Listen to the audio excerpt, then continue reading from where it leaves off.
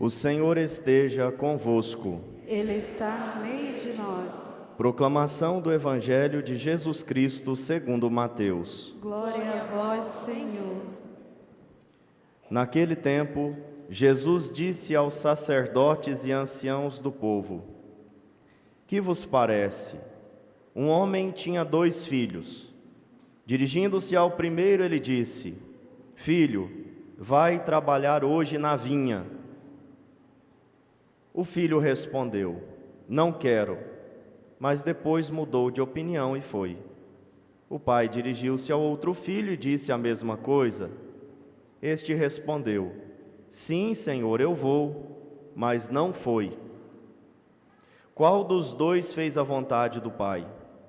Os sumos sacerdotes e os anciãos do povo responderam: O primeiro. Então Jesus lhes disse: Em verdade vos digo que os publicanos e as prostitutas vos precedem no reino dos céus. Porque João veio até vós num caminho de justiça, e vós não acreditastes nele. Ao contrário, os publicanos e as prostitutas creram nele. Vós, porém, mesmo vendo isso, não vos arrependestes para crer nele. Palavra da salvação. Glória a vós, Senhor.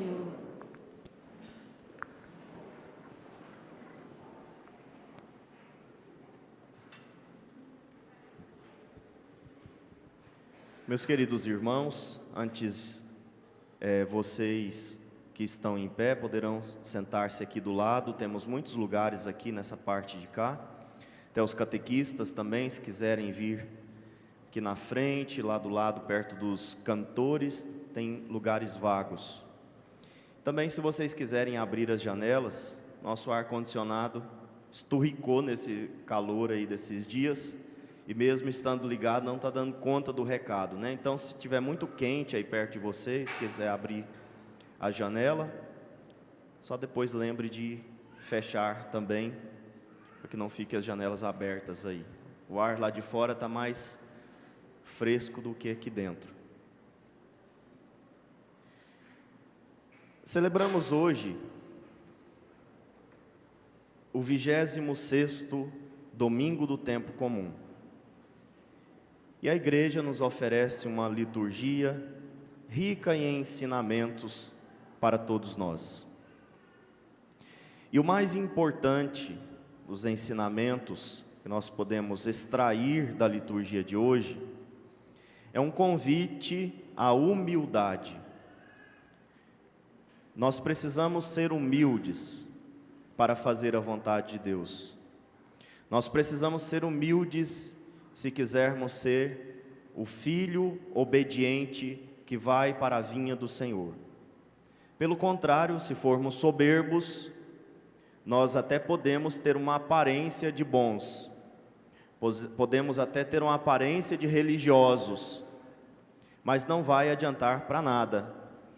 Não adianta ter uma aparência cristã se não é cristão de verdade. E cristão de verdade é aquele que ouve a palavra de Deus e põe em prática. Nós vimos na primeira leitura a profecia de Ezequiel, Deus que através do profeta diz: Vós andais dizendo, a conduta do Senhor não é correta. Veja, desde a época do profeta Ezequiel, havia pessoas que culpavam a Deus pelas coisas ruins que acontecem no mundo. A conduta do Senhor não é correta. É um problema antigo, que nós temos até hoje. Quantas pessoas culpam a Deus pelas tragédias, pelas coisas ruins, pelos desastres, pelas desgraças que acontecem nesse mundo. E esquecem que, na verdade, a culpa de tudo isso é nossa. A culpa de tudo isso é do pecador, é do injusto. É a minha conduta que não é correta, ou antes é a vossa conduta que não é correta? Quando um justo se desvia da justiça, pratica o mal e morre, É por causa do mal praticado que ele morre. Não é por causa de Deus. Não é por causa da vontade de Deus. Não é porque Deus dormiu no ponto. Desde a época do profeta, nós temos pessoas que julgam a Deus. Se eu fosse Deus, eu faria diferente. Se Deus me amasse, eu faria diferente. Quantas vezes eu escutei pessoas dizendo que ficaram contrariadas com Deus, que ficaram sem rezar durante um tempo, porque ficaram bravas com Deus, porque fulano morreu, porque ciclano morreu, porque aconteceu tal coisa, porque Deus não me protegeu, porque eu rezei tanto, porque eu fiz novena, porque eu fiz penitência, porque eu dei dinheiro para o santo, porque eu fiz uma oferta, e as coisas não aconteceram do jeito que eu queria. Quantas vezes eu escutei isso, e vocês já devem ter escutado também. Isso não é algo corriqueiro. Não raramente isso acontece, de nós julgarmos a Deus, dizendo que Deus está errado, a conduta de Deus está errada, e na verdade é a nossa. É graças à nossa conduta que as coisas ruins acontecem. É graças ao pecado. É consequência dos nossos pecados que existem injustiças, maldades, vinganças nesse mundo. É graças a isso. Então nós precisamos, primeira coisa que a liturgia nos ensina, precisamos ser humildes e aceitar a nossa miséria, aceitar o nosso pecado, aceitar a nossa pequenez, ou seja, nós somos de fato pecadores, e é graças aos nossos erros. Prestem atenção em mim, por favor, está calor, mas façam um esforço para que eu consiga concluir a homilia. É graças aos nossos erros que as coisas ruins acontecem.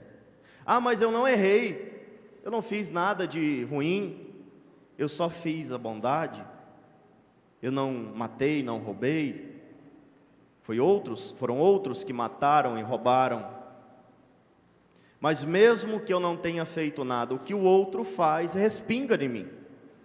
Quando a gente pensa, por exemplo, sobre a fome que há no mundo, nós sabemos, isso já é consenso, que não é falta de alimento. Acontece de pessoas passarem fome porque a comida não chega lá. E por que não chega lá? Por causa do egoísmo, da corrupção, dos desvios, das maldades, das ganâncias, das ambições, da busca pelo prazer, da busca pela riqueza desmedida. E quantas pessoas poderiam partilhar o que têm e não partilham? Nós mesmos jogamos coisas fora todos os dias. Difícil uma casa que não joga comida fora. A gente joga, e tem gente passando fome. Então a culpa é de Deus? A culpa é nossa. Somos nós que precisamos mudar de postura, mudar de vida e dar um jeito de acabar com a fome no mundo, porque o alimento nós temos o recurso, nós temos o dinheiro, nós temos a tecnologia, mas ainda há pessoas que passam fome. Só falando da fome e tantas outras desgraças que existem no mundo, tantas outras, não são poucas, e todas elas existem por causa de Deus? Não, por causa da nossa conduta errada. Não é a conduta de Deus que está errada, é a nossa. Nós precisamos de conversão, mas sem humildade não há conversão, porque sem humildade a primeira coisa que eu vou fazer é me colocar acima de Deus e julgar a Deus, dizendo: é o Senhor que não está fazendo o seu trabalho direito, não está mandando chuva, não está mandando sol, não está matando os maus, não está aniquilando as pessoas ruins, está deixando os bons morrerem, etc, etc, etc. A gente, sem humildade, faz isso e muito mais. No Evangelho, nós vimos uma parábola que só Mateus conta. O pai diz para um dos seus filhos: vá trabalhar na minha vinha. E o filho, rebelde, no primeiro momento diz: não vou. É muito estranho, né? Um pai dizer para um filho, dar uma ordem e o filho dizer não. Vai lavar a louça? Não. Vai limpar a casa? Não. Me ajuda com isso aqui? Não. É muito estranho, né? Isso só acontece aqui na Sagrada Escritura. A gente não faz isso em casa. Se o pai pede, olha, me ajuda a lavar, sei lá, capinar esse quintal. Sim, senhor, eu vou. E vai. Não é assim? Me ajuda a lavar essa louça? Sim, senhora, eu vou te ajudar. Me ajuda a fazer comida? Sim, senhora. É só assim, né? É muito estranho, soa estranho aos nossos ouvidos. Vai trabalhar na minha vinha? Não vou. Olha que coisa estranha, que coisa dura de um pai escutar. Mas depois ele se arrependeu, mudou de ideia e foi. Mudou de pensamento e foi, se arrependeu. Disse para o outro filho, vá trabalhar na minha vinha. E o filho disse, sim, senhor, eu vou. Mas não foi. Se fingiu de obediente na frente do pai, mas fez o que ele queria. Não foi. E aí Jesus pergunta para os sumos sacerdotes, para os sacerdotes e para os anciãos do povo, para os chefes religiosos, quem fez a vontade do Pai? E óbvio que eles responderam, aquele que disse que não iria, mas foi, ou seja, o primeiro. E Jesus então continua, então traz uma categoria de pessoas que num primeiro momento disseram não a Deus, mas agora estão se convertendo, estão mudando de vida, estão seguindo Jesus, estão abandonando o pecado. As prostitutas, os pecadores públicos, os cobradores de impostos, inclusive Mateus era um pecador público, era cobrador de impostos. Maria Madalena, prostituta, que abandonou o pecado e estava seguindo Jesus. Então Jesus diz, em verdade vos digo, os cobradores de impostos e as prostitutas vos precedem no reino dos céus. Se a gente cortar essa fala de Jesus, a gente vai cometer a sem-vergonhice de dizer assim, tá vendo? Bom mesmo é ser prostituta, é ser cobrador de imposto, é não valer nada, porque é aí que eu vou para o céu. Quem foi o primeiro a entrar no céu? Depois de Jesus? O ladrão. Então é ser ladrão, é ser corrupto, é não valer nada. Está vendo, Padre? Jesus não se importa, desde que a gente se abra, desde que a gente tenha um sentimento cristão, desde que a gente tenha uma ternura no coração pelas pessoas, se a gente não faz o mal para ninguém, é isso que importa. Jesus está dizendo que as prostitutas e os cobradores de impostos vão preceder os sacerdotes e os anciãos, os chefes religiosos que sabiam a Bíblia de cor. Está vendo, Padre? Nós estamos fazendo tudo errado. Tem nem que ir à igreja, não. Tem que viver na gandaia mesmo. Não é isso que Jesus está falando. Porque ele explica por que é que os cobradores e as prostitutas nos precedem no reino dos céus. Porque eles ouviram a pregação de João e se converteram, e creram, e tiveram fé, e mudaram de vida. Mas vocês, vendo isso, mesmo vendo essas pessoas que não valiam nada se converterem, vocês não creram, vocês não creem, e vocês não mudam de vida. Por isso eles vos precedem no reino dos céus. Por quê? Porque eles foram os primeiros a se converterem de verdade.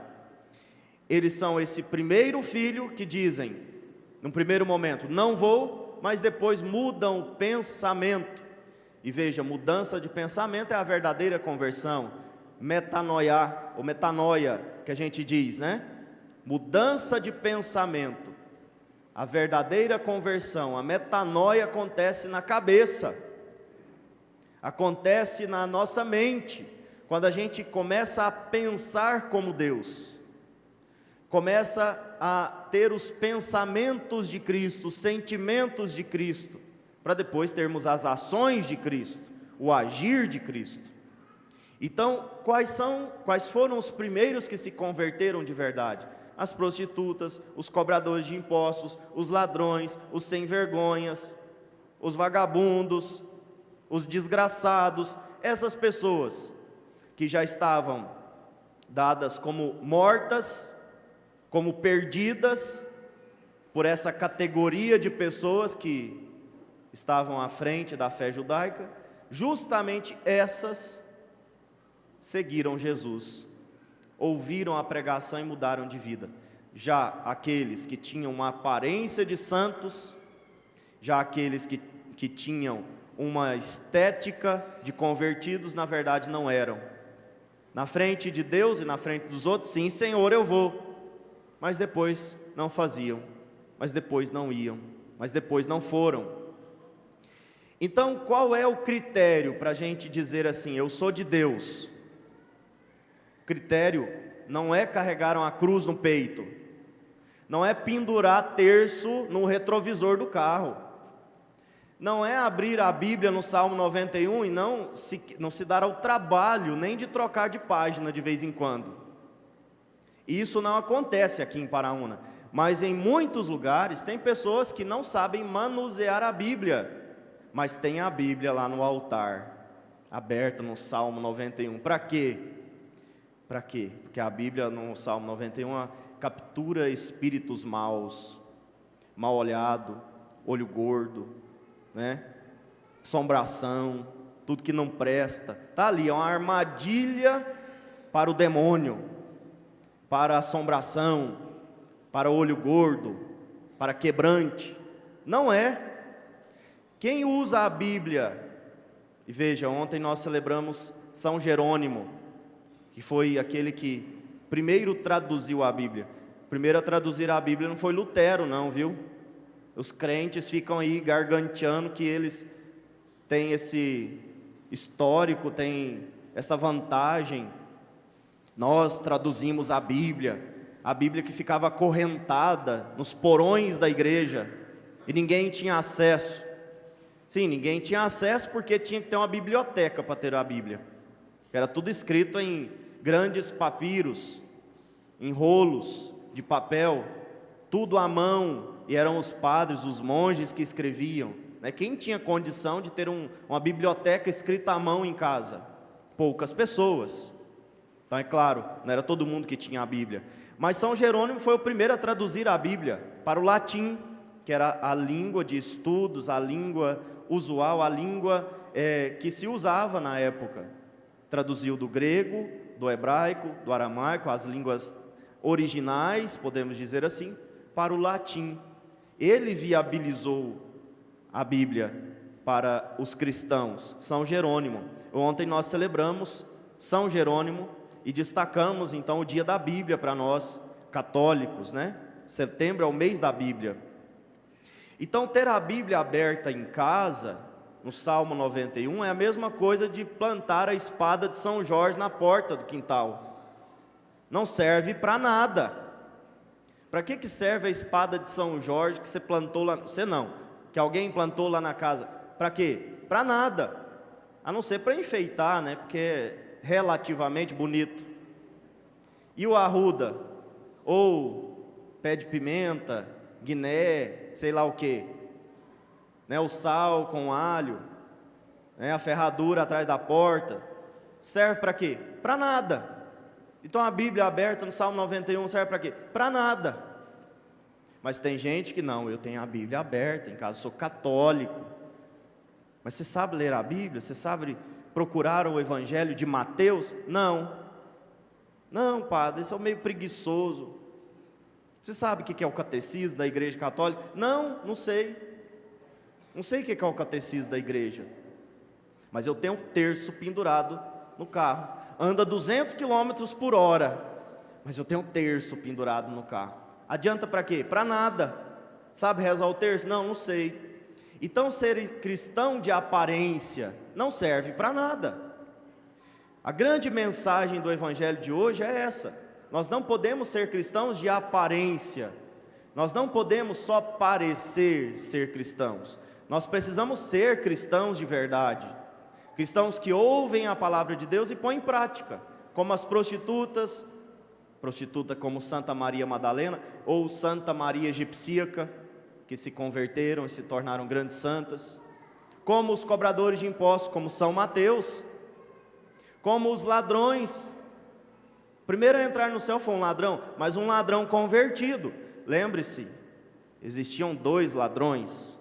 Um se converteu, o outro não. Um ficou desfazendo de Jesus, e o outro foi humilde e disse: nós merecemos tudo isso, mas lembra-te de mim quando estiveres no teu paraíso. Hoje mesmo estarás comigo no paraíso, hoje mesmo. Primeiro foi um ladrão, depois de Jesus, porque ele se converteu, ouviu a palavra de Deus e mudou de mentalidade, e mudou a cabeça, e mudou o pensamento. Agora nós precisamos mudar o nosso pensamento, mas quem é que está formando o nosso pensamento? É a Xuxa que está formando o nosso pensamento? Quem é que nos ensina o que é ser católico? São as músicas sertanejas, as músicas mundanas, os funks que nós escutamos, que fala tudo, menos a palavra de Deus. Fala o contrário. Você pegar o contrário à palavra de Deus, a música de funk. O contrário da palavra de Deus, a grande maioria das músicas sertanejas, que fala de chifre, que fala de bebedeira, que fala de gandaia, que fala de promiscuidade, que fala de desordem, das paixões desordenadas, etc, etc. O que está formando o nosso pensamento? A nossa mentalidade. Então eu vou à missa, mas não mudo a cabeça. Eu rezo o terço, mas não mudo a cabeça. Eu leio a Bíblia, mas não mudo a cabeça. Também não adianta. Então o cristão, de verdade, é aquele que é transformado de dentro para fora, pela palavra de Deus, pela vontade de Deus, pelos ensinamentos do Evangelho. É isso, nós precisamos ficar atentos a essa realidade, porque senão vamos passar a vida inteira achando que somos cristãos, porque dissemos: sim, Senhor, eu vou, mas quando nós nos dermos conta, nós nem pisamos na vinha, nem colocamos o pé na vinha, ou seja, não mudamos a mentalidade, não mudamos o nosso coração, não mudamos o nosso interior, continuamos pensando como os pagãos e agindo quando estamos nas costas do padre, da irmã de igreja, do marido, da esposa, dos filhos, nas costas, agindo como pagãos também. Não adianta, não dá para enganar a Deus. Você pode enganar o padre, que é meio bobo, você pode enganar a sua esposa, que não é boba não, mas é possível enganar de vez em quando, elas são bem mais espertas que o padre. Você pode enganar o seu marido, mas você não pode enganar a Deus. Você pode enganar seu pai, sua mãe. Sim, eu vou lavar a louça, mas você não pode enganar a Deus. Não podemos enganar a Deus, e não precisamos enganar. Nós precisamos ser humildes. Deus não quer que você seja santo do dia para a noite. Ele quer que você reconheça a sua pequenez, reconheça a sua dependência dEle, e peça: Senhor, me santifique, me transforme. A minha vida pregressa não importa, eu quero ser de Deus. É isso que Deus quer ouvir de nós. Ele quer ouvir de nós, Ele quer ver em nós um esforço sincero para mudar todos os dias. Não precisa fingir, não precisa se esconder. Pessoa humilde de verdade, ela abraça a verdade, ela não finge, não vive uma ilusão. Já o soberbo vive uma ilusão constante. A vida dele é sempre um teatro.